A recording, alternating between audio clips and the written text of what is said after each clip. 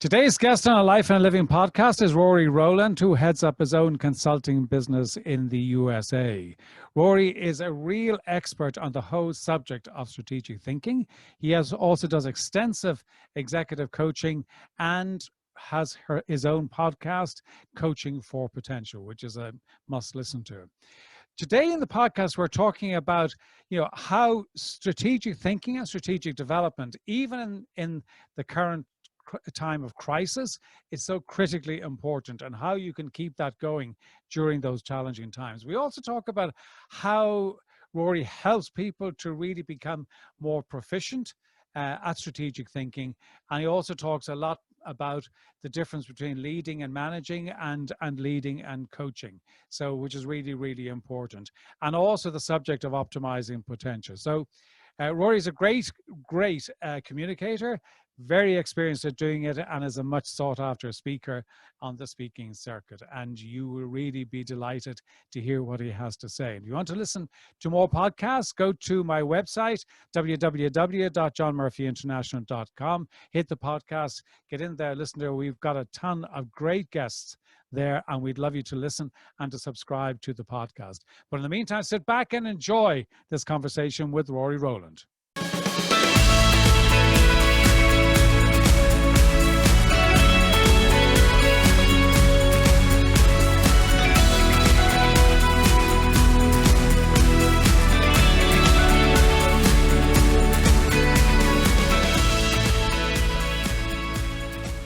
Rory, thank you so much for joining us here on a Life and a Living podcast. It's a real honor to have you here. We were trying to actually get this organized, but eventually we made it. It's been months, my friends, but it's okay. We're all on the same schedule now. Absolutely. So, Rory, as I said in the introduction, a lot of the work that you do is around, helping companies develop strategy. Right. And I want to get into that a little bit more later on. But I'm sure, many of my clients, I'm sure some of your clients are saying, well, hang on a second, Rory, a strategy is fine, but right now I just want to survive. Mm-hmm. So how do you lead strategic thinking in the midst of a crisis that we have right now, and that there are always other crises coming down the line?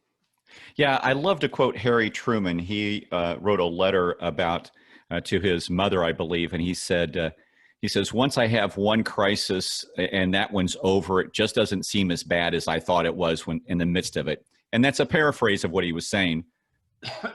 Pardon me. But this too shall pass. And two things I think that are really important for us to remember are Ernest Shackleton. And being from Europe, you probably know who Ernest Shackleton is. And he was the great Antarctic explorer. And he had his boat, the Endurance, sank. And he had to change his plan from crossing the Antarctic to actually surviving. And he did that, and all 27 men survived, literally living months on the ice floe and then traveling over 1,500 miles in lifeboats to be saved. So none of us will face challenges as severe as he did, living on the ice and trying to eat seal and penguin. So from a survival standpoint, sometimes our strategic plans get derailed by events. Just like Ernest Shackleton did. So we've got to step back and say, okay, how do we survive? And I've got a number of clients right now that are still doing strategic planning, but it's mostly from the perspective of, okay, how do we survive the next year to 18 months? How do we stay in business? How do we keep as many employees as we can employed?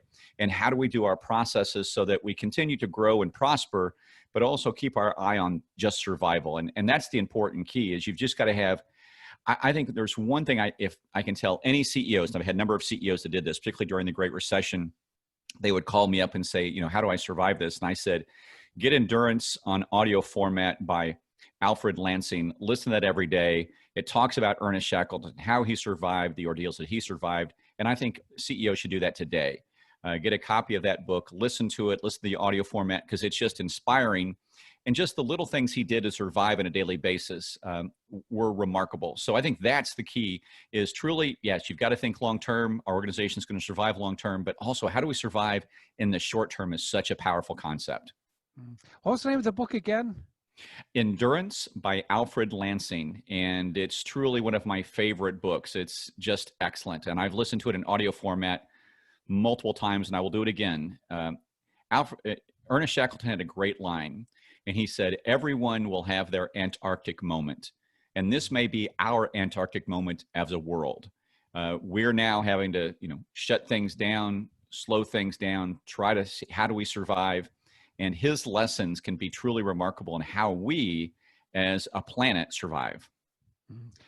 One of the things that I find interesting, and I'd be curious to hear your thoughts on this one, is that, you and I, we go back a number of years when we were in the corporate world, and traditionally, and I am going back a few years, and I don't want to insult you by saying that you're probably going back around the same amount of years. I am too. I am too. It's yeah, okay.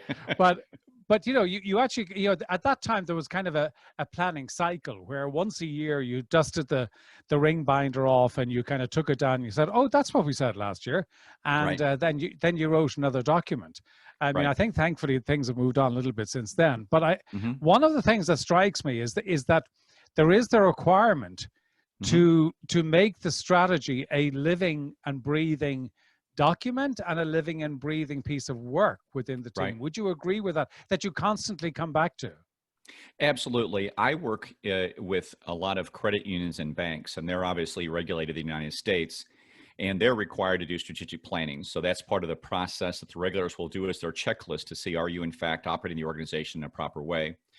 But one of the things you've got to really do in that process is truly make it a living document. And what I recommend to my clients, and many of them have adopted this process, is actually putting the strategic plan as a bullet point continuously on their monthly board meetings. So they go back and look at it consistently. And if you're not regulated and you're more of an organization that you run it, you own it, you're responsible for it, you got to make sure that you do that with your team from time to time. Go back at least on a quarterly basis to see how it does. But there's been studies done that's interesting on this, John, is some people have actually taken the 3-year binder, thrown it at a desk, opened it up a year later, and 70% of the things that they put on there, they've achieved. So just by going through the process, and I even open it up again, does have an impact. But I think if you go back and look at it consistently, it's such a powerful tool to make sure that we're staying on track. And then to ask yourself the question, is this really the strategy we want to continue to go forward as we move forward in time? So strategic planning is incredibly important for organizations. And particularly now I've got organizations doing a little bit differently, but we can talk about that too. I don't want to steal your thunder with questions you've got. Yeah, but because I think that, we're all living in very fast moving markets, and the need to kind of adjust the strategy as you go. But also I think that I think a big challenge sometimes is connecting what I'm doing today, operationally today, to the strategy, and then understanding, is that the right thing to be doing? So I think that's very often, I think there is a disconnect. If we're not going back and reviewing the strategy, then we're just busy doing stuff, aren't we? Absolutely. And I think this is really interesting. I just read the book, $1 Trillion Coach. It's about Bill Campbell, and he was the coach to Google and Steve Jobs and all of these kinds of folks. And he was just a remarkable coach, and he was beloved. But he was a big believer in OKRs, and OKRs are objectives and key results indicators. And Google really does that very, very, they just do it brilliantly. And every 3 months, they're looking at the objectives and key results for everyone in the organization, that they go back and measure, how are we doing with regards to what we do? That's one mindset. The other mindset I think Google does a very, very good job on, and this is really critical for organizations because they say, how do I deal with change? Well, Google goes from the experience or the mindset of everything we're doing is an experiment. They've tried hundreds, if not thousands of things that have failed, but they've also tried hundreds of thousands of things that, guess what, did succeed and became cash cows for the organization and gave them the ability to go forward. So we've got to continue to experiment, see what works for us, what in fact can be our key success indicators. And so OKRs is a great way to do that. And there's a number of books on OKRs out there with regards to the world. So I highly recommend that. Objectives and key results are so important for how you survive in the in the world going forward. Yeah, I don't know about you. Sometimes I find when we're talking to groups, people say, "Oh, we're talking about strategy.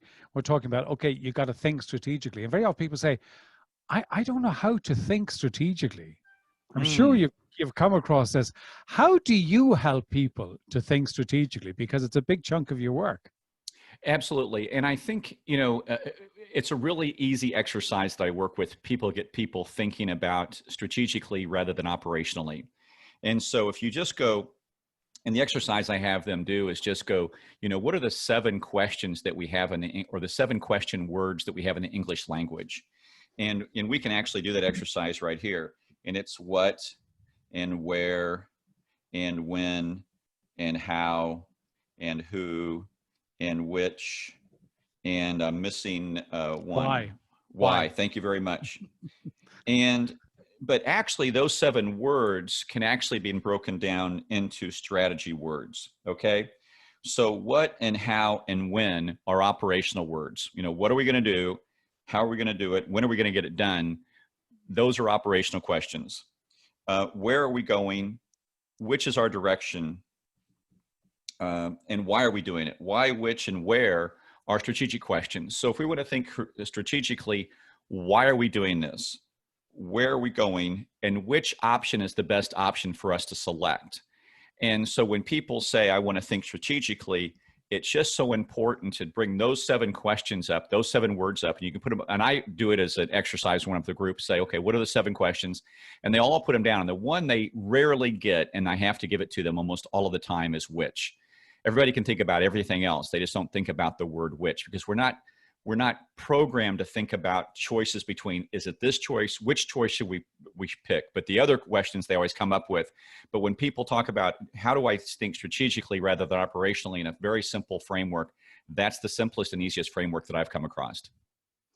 I like that because that's terribly simple and terribly straightforward, but it also actually gets people to ask the right questions, doesn't it? It does. And the other thing is too, that I hear a lot from CEOs is the fear of micromanagement. And so when board members are asking questions of, when are we going to get this done? How are we doing it? What are we doing? When are we going to get this done and how are we going to do it? When they're asking questions like that, we can basically say time out. Those are operational questions. Now, do you have a right to know that as a board member? Absolutely. But should we go down that rabbit hole too far? No, we shouldn't. But questions that we should be thinking about as boards are, which direction we want to go? Where are we going? And the most important is, why are we doing this? To reinforce that concept, as Simon Sinek says in his book, Start With Why, which is absolutely brilliant, and I highly recommend people read it, is his whole point is the reason we're doing this is starting with why. Why do we do this? Why does our organization exist? What difference are we going to make in the world is such an important question. Yeah, because, I think that's so true. And I always kind of feel slightly hesitant, which I shouldn't feel hesitant about it, but as a consultant going into an organization and you start talking about vision and mission, right? Mm-hmm. And I always have this kind of sense, which is probably just my own limiting paradigm, that everyone's going, oh, for Christ's sake, here's another bloody consultant talking about vision and mission, right? But in actual fact, that is just so critically important, because it's coming back to your question of why. And everything you're doing in terms of strategy is in the context of your vision and mission. Right, so, absolutely. And that's what you're talking about, choices. So you understand, do I spend $100,000 here or do I spend $100,000 there? Well, which is going to get me? They both might be perfectly valid things to spend the money on, but which is going to get me to my vision quicker or more effectively? Absolutely, right. And that's what gives you context. It does give you context. And I think this is an important key too. And I do this with my coaching. I do sales training and coaching training too. And I'm always asking, tell me a success story. And I want organizations, when I first started the planning process, is tell me some success stories. Tell me some things that you've done that have made an impact in consumers' lives or your clients' lives or the people that you work with, whatever it's a nonprofit or a for-profit organization. Tell me success stories, because those success stories should reflect your why. And then that makes your why come to life. And so when we talk about strategy, one of the things we talk about is, tell me success stories that you've done over the last year or so, and then let's talk about them. And then from that, okay, and then as an organization, our stories should improve. Okay. So as we tell these success stories over time, our success story 10 years from now should be much more impactful and much more fulfilling 10 years from now than our story is today. So how does our story change and what impact we make? And then that brings it down to a visceral level, because it brings it down to what I call the kindergarten level. Every child of 5 years old loves a story. Well, guess what? We're all adults. We're all kindergartners in an adult's body, and we all love a story. And success stories are a great way to reinforce our strategy and to truly tell people what we're doing for our employees. People say, well, how do I convey strategy? Well, you convey it with your stories, because if you have a story that's compelling, then all of a sudden you can make a huge impact with your folks. Yeah, absolutely. And when we're talking about, going back to the point about the okay, we've got a current crisis, but as I said, in reality, we're either always kind of just coming out of a crisis or just about heading into a crisis of another of another sort. That's right. And it just depends. It just depends on the level. But for leaders, I mean, if you take the current environment, you take the current pandemic that we're going through, a current crisis, Right. how do you how do you coach your leaders? What are you telling them to do specifically in this environment to actually make sure that they're really effective leaders? Yeah, I think the point that I'm making with folks is hold in your mind the concept of pivot, okay? Life is change. We're going to experience change throughout our entire lives. And this is just another example of change. Okay, so now we all enjoyed our life before this. We all had our vacations. We had our, our traveling in planes. We all had that. Okay, this has happened. Ernest Shackleton pivoted, and now we've got to pivot. And I think one of the words that I think is really tremendous in this pandemic is, almost a pandemic pivot. All right, this happened. What do we do? How do we pivot? And just go from the mindset of, all right, this is the new reality. This is the new challenge. This is the new environment that we live in. What do we have to do to successfully survive and thrive going forward? The other side of the coin is too, not a lot of organizations are looking about how do we survive, but then also look at the perspective of what opportunities are arising now because of the change in the environment. I think one of the things that's going to change with organizations is, particularly in the United States, we're seeing a lot of people work from home. And with working from home, they now, I think this is the big fear for organizations. This is why I'm telling them that coaching and leadership is so important to their organization is, if you're not touching base with those folks and staying connected to your employees, they can change jobs without changing a zip code. If there are other companies out there that are now employing work from home people and they can do it all electronically, guess what? Your employee now not only is an employee that you have, but they could more easily be poached by someone else if that we're not making them feel connected, valued, important, and significant to the organization. And so that engagement is so critical for your success. So I think one of the strategic things that you should be doing is, what's our leadership process doing? I think there's two things we have to do in an organization is obviously get the job done. That's paramount, but really focusing on how are we developing our people. And from a strategy standpoint is, what is our development plans in our strategy as we go forward? Because the question that we didn't talk about much is who. And who basically comes down to our people. Who's going to do the job? Who's going to make it happen? And without people, there's no organization that exists. When I was a CEO of a credit union, I'd walk through the building late at night. Sometimes after a board meeting, it'd be 10 or 11 o'clock at night, and I'd be leaving the building, and it was completely quiet. I was the only one walking through there, and I go, all the resources and assets we have available to us, and all the money and the loans and things like that we've put out means nothing unless the people tomorrow morning come back and make this come back to life. And so what are we going to do to develop our people long term? I think it's a really, really important strategy question we have to ask ourselves consistently in our, what are we doing to make our people grow? Yeah, and that's because I know this is a subject that you're that's very close to your heart. Mm-hmm. Is this kind of balance between managing and leading, mm-hmm.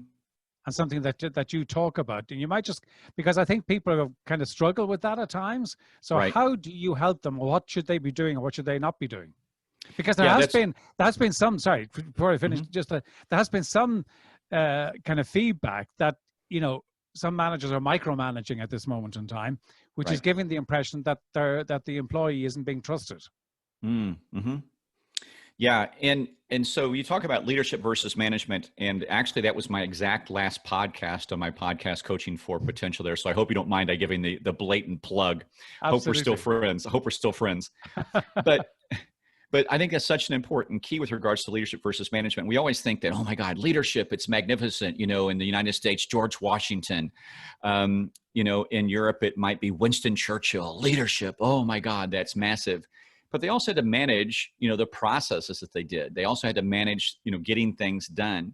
So leadership is that vision aspect, and management's that getting those things done. And they're both critically important. The reason we live the lifestyles that we live in the developed world is because there were leaders who were visionaries that said, let's develop this. Let's invent the car. Let's invent the airplane.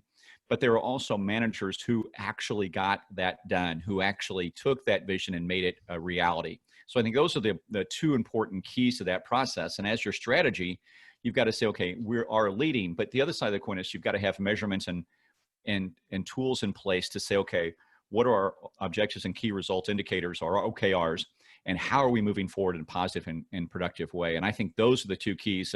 I could talk about leadership versus management for hours upon end, but the other side of the coin is too, managers can be leaders when they develop their people, because they're really helping the organization grow down the road. And I think that's one of the most important keys as a manager, is developing your people. That's when you really start to develop leadership, is when you are developing your folks. Yeah, because I remember many, many years ago when I was kind of early in my corporate career, and I had a mentor, and he put it to, I always remembered it because he put it in a very simple way. He said, you've got to remember, he said, you manage things and you lead people.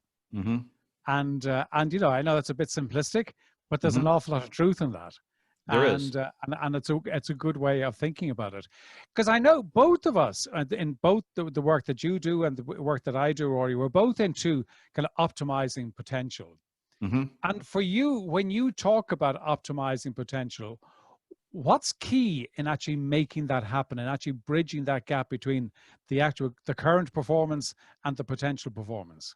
Yeah, that's a great question. I always ask my folks when I do my coaching program, what's the gap between potential and performance?